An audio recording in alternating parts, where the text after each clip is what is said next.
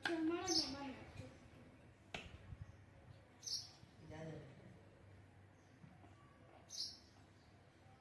તમે ક્યારે એકવાર મચ્છર મારી નાખ્યું છે?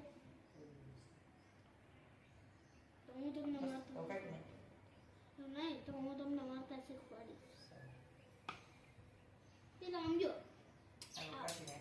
આવે ને ત્યાં છે ને આપણે લોહી પીવા દેવાનું એમ, અને છે ને એનું ધ્યાન ના આવે ને આમ ચટાક દઈને માટે દેવાનું. બહુ જાડી